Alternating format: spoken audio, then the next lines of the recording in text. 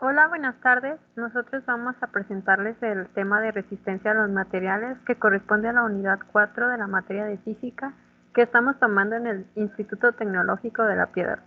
Los integrantes que presentaremos este tema somos Rosa Paulina Ayala Cortés, Rocío de Los Ángeles Gómez Maya, su servidora, María Elena Vázquez Armendáriz y José Antonio Jasso Pacheco. Como primer tema tenemos los conceptos y principios fundamentales de la resistencia de los materiales. Resistencia de los materiales es también conocida como mecánica de materiales y permite reunir las diferentes teorías sobre los cuerpos sólidos deformables. Y es así como esta disciplina comprende métodos analíticos que facilitan determinar la resistencia y rigidez, es decir, las características de formación y de deformación y su estabilidad. Por ejemplo, las vigas y las columnas, que son soportadores de cargas en un edificio. La resistencia de los materiales es la disciplina que estudia las solicitaciones que se producen en el cuerpo sometido a cargas exteriores, lo cual puede provocar la falla de la misma. En otras palabras, estudia y relaciona las cargas exteriores y los efectos que estos producen sobre los cuerpos. Aquí tenemos dos imágenes que nos están mostrando cómo se aplican las cargas en varios cuerpos. Se entiende por fallas de un cuerpo a la rotura del mismo o a la existencia de un estado inadecuado. Las fallas pueden ocurrir por varios motivos, por ejemplo, por deformaciones demasiado grandes, por falta de estabilidad de los materiales, por fisuraciones, por pérdida del equilibrio estático, por abollamiento, etc. Aquí tenemos un ejemplo de un material que no pudo resistir a las cargas y tuvo que romperse. La resistencia de los materiales tiene como finalidad elaborar métodos de simples cálculos, aceptables desde el punto de vista práctico, de los elementos típicos más frecuentes de las estructuras, los elementos de máquinas y el equipamiento electromecánico.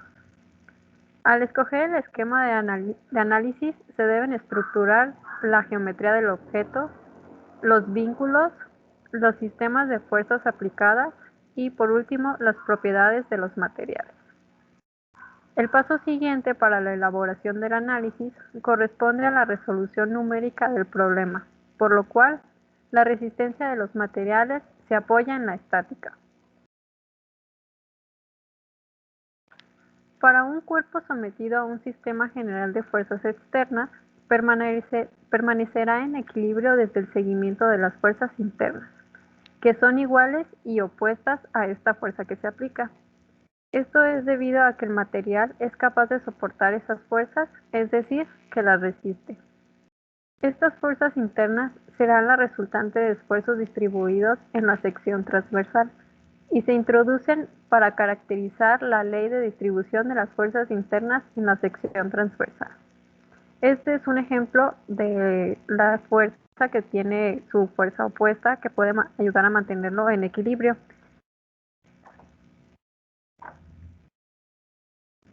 Los cuerpos reales pueden deformarse, es decir, cambian su forma y dimensiones.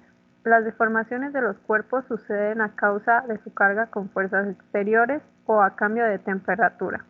Aquí también tenemos un ejemplo de cómo una llave, por la temperatura a la que estuvo expuesta, cambió su estructura interna y externa, modificándola y haciendo una deformación.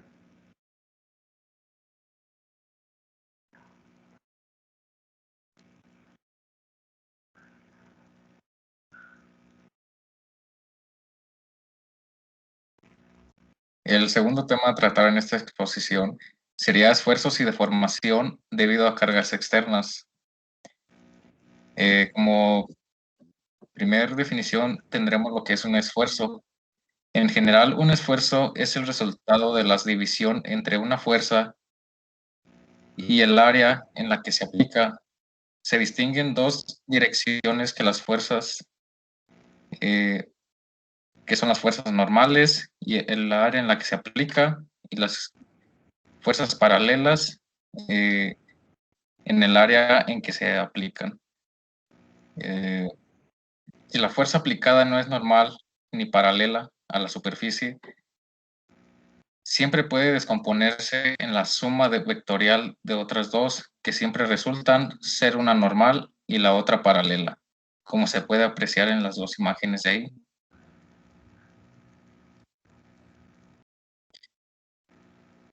Los principales esfuerzos mecánicos son los siguientes. Número 1, tensión. Es el esfuerzo a que está sometido el cuerpo por la aplicación de dos fuerzas que actúan en sentido opuesto y tienden a estirarlo, aumentando su longitud y disminuyendo su sección. Como número 2 es la compresión, que es el esfuerzo que está sometido a un cuerpo por la aplicación de dos fuerzas que actúan en sentido opuesto y tienden a comprimirlo, disminuyendo su longitud y aumentando su sección. La número 3 es la flexión, que es el esfuerzo que tiende a doblar el objeto. Las fuerzas que actúan sobre él son paralelas a la superficie que sostienen al objeto. Siempre que existe flexión, también hay dos fuerzas de esfuerzo y tracción, además de la compresión. Como número 4 tenemos el corte o cortadura, que es el esfuerzo que tiende a cortar el objeto por la aplicación de dos fuerzas en sentido contrario y no alineados. Se encuentran en uniones como tornillos, remaches y soldaduras. Y por último tenemos lo que es la tensión, que es el esfuerzo que tiende a retorcer un objeto por aplicación de un momento sobre el eje longitudinal.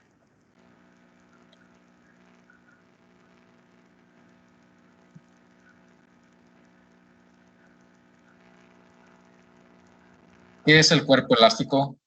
Definimos a un cuerpo elástico como aquel que recobra su tamaño y forma original cuando deja de actuar sobre él una fuerza deformante.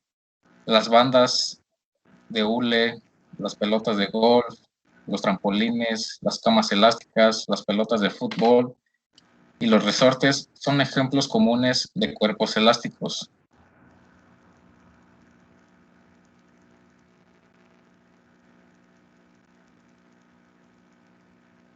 Robert Hooke fue el primero en establecer una relación por medio de la invención de un volante para resorte de un reloj. En términos generales, Hooke descubrió que cuando una fuerza F actúa sobre un resorte, produce en él un alargamiento S, que es directamente proporcional a la magnitud de la fuerza aplicada. La ley de Hooke se representa como fuerza igual a una constante sobre el alargamiento S.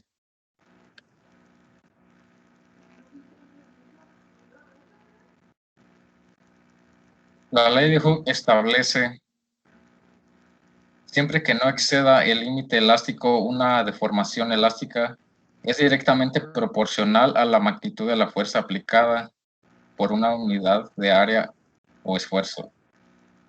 Si llamamos a la constante de proporcionalidad el módulo de elasticidad, podemos escribir la ley de Hooke en su forma más general, que es la siguiente. Módulo de elasticidad es igual a esfuerzo entre deformación.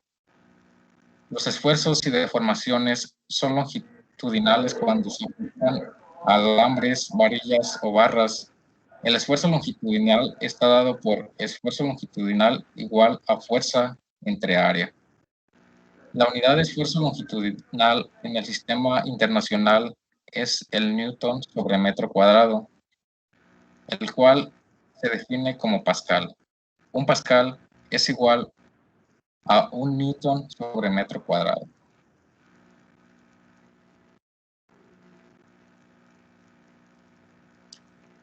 Como siguiente tema tenemos vigas con dos apoyos cargadas en puntos, como serían vigas con cargas uniformes, vigas hiperestáticas y vigas en cantilever. Vamos a comenzar con el término viga. ¿Qué significa viga? En la actualidad el término se utiliza para nombrar a un hierro o madero largo y grueso que permite sostener los techos de las construcciones o asegurar la estructura. Entonces, la viga es un elemento constructivo que trabaja a flexión, cuyo esfuerzo genera tensiones de tracción y compresión. Bueno, esta estructura desarrolla compresión en la parte de arriba, como se muestra en la imagen, y tensión en la parte de abajo.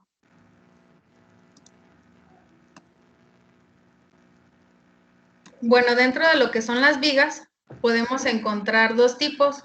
Uno de ellos sería las vigas hiperestáticas, que es aquella que tiene todos sus movimientos restringidos. Estas condiciones restringen más movimientos de los que generalmente la viga puede hacer. Es decir, que los movimientos impedidos de los que son estrictamente necesarios para su estabilidad. Por ellos no se realizan las ecuaciones de equilibrio, sino recorriendo los esfuerzos y deformaciones que se den a partir de las ecuaciones del material, y normalmente son usadas en estructuras de construcción y el uso más extendido.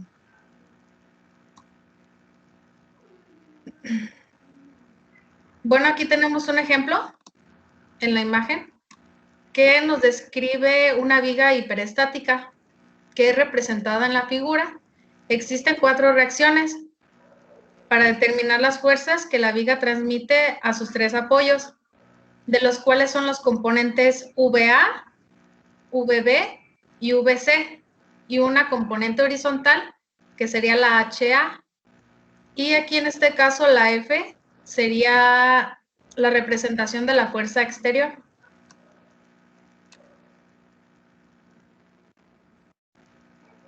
Y como siguiente punto sería la viga de cantilever, que también es conocida como voladizo. Bueno, en estas vigas un extremo está fijo y para impedir la rotación. También se conoce como un extremo empotrado debido a la clase de apoyo.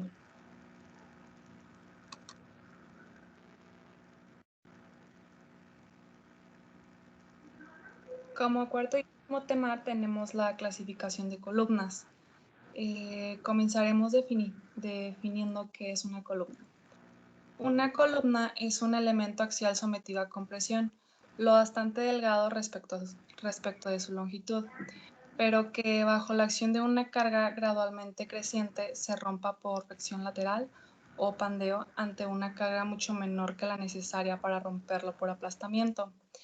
Esto se diferencia de un poste corto sometido a compresión, el cual, aunque esté cargado excéntricamente, experimenta una flexión lateral despreciable.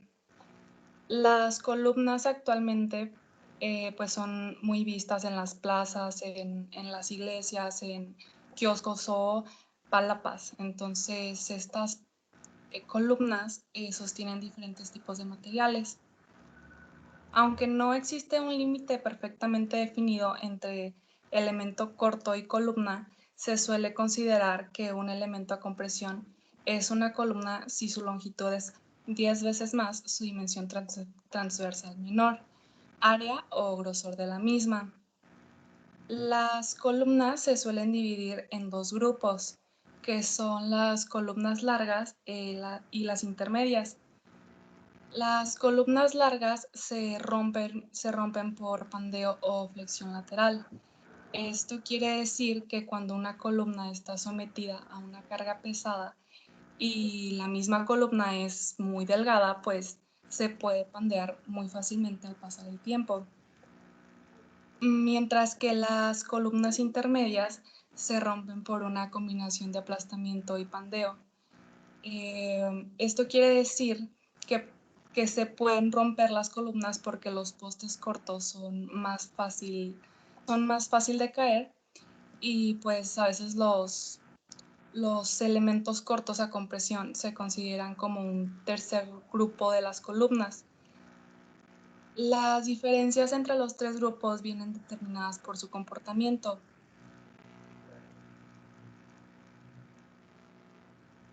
Examinaremos ahora estas diferencias.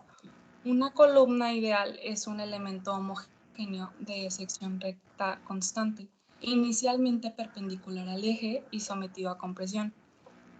Sin embargo, las columnas suelen tener siempre pequeñas imperfecciones de material y fabricación, así como una inevitable excentricidad accidental en la aplicación de la carga. Todo esto se representa algo exagerado en la siguiente imagen. En el inciso A está sometida a la columna está sometida a la excentricidad de la carga. En el inciso B es el sistema de carga equivalente y en el inciso C es un diagrama de cuerpo libre.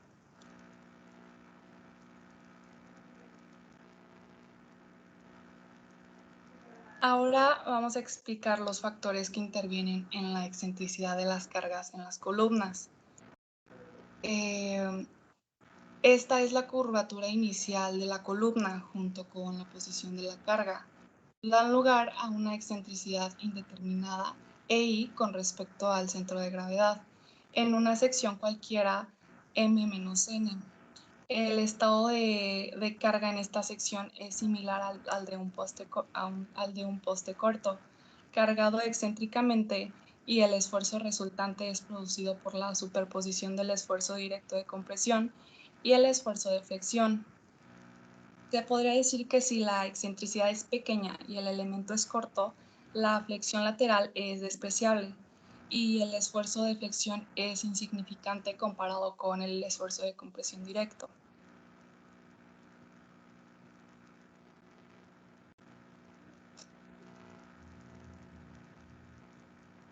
La columna clásica se compone de tres partes fundamentales, que es la base, el fuste y el capitel. La base es aquella que protege a la columna de los golpes que podrían deteriorarla y al mismo tiempo que dan una superficie de sustentación. El fuste se encuentra entre el capitel y la base. Corresponde al cuerpo principal o básico de las columnas utilizadas en muchos de los edificios. Y el capitel es necesario para proporcionar un asiento capaz de recibir mejor entablamiento, es decir, para recibir un mejor soporte para la estructura.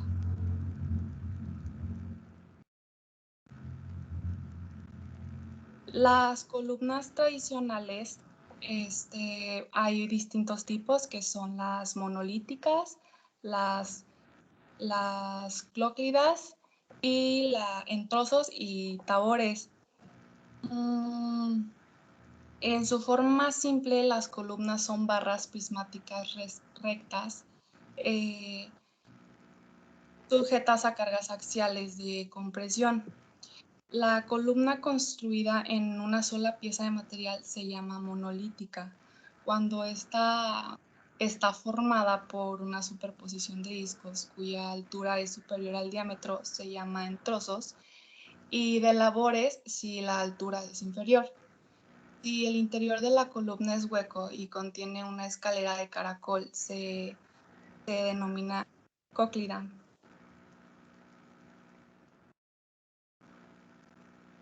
Atendiendo a su disposición en relación con otros componentes de un edificio, pueden distinguirse estos tipos de columnas. La columna aislada o exenta es la que se encuentra separada de un muro o cualquier elemento vertical de la edificación. Es decir, que no están juntas las columnas y que existe una distancia considerable entre ellas. La columna adosada es la que está yuxtapuesta en un muro u otro elemento de edificación. Esto se refiere a que se encuentra pegada a la pared, es decir, que la pared y la columna al mismo tiempo se ayudan para no tener pandeos en un futuro. Y la columna embebida es la que aparenta estar parcialmente incrustada en el muro u otro cuerpo de la construcción. Esta es muy parecida a la columna adosada, pero esta es un poco más abultada hacia afuera. Leonhard Euler.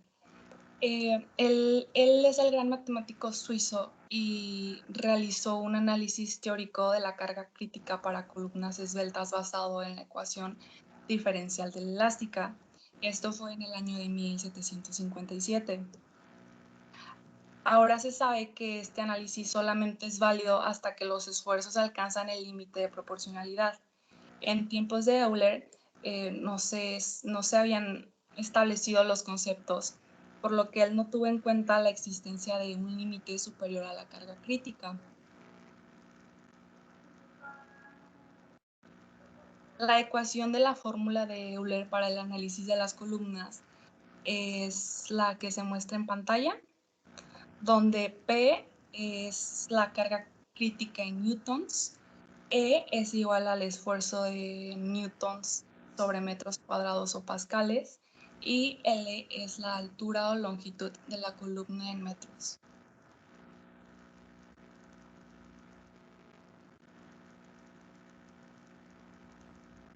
Bueno, entonces nosotros llegamos a la conclusión que es de suma importancia conocer dichos fenómenos para los materiales, sobre todo para nosotros los ingenieros, debido a que pues es significativo saber qué efectos tendrán próximamente nuestros materiales, dependiendo a que se mantengan expuestos, para así hacer la mejor elección a la hora de utilizar algún material en específico.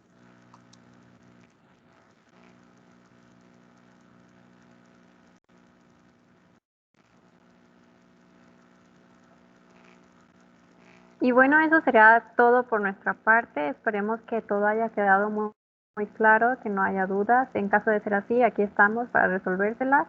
Y esperamos que tengan un muy buen día y hasta luego.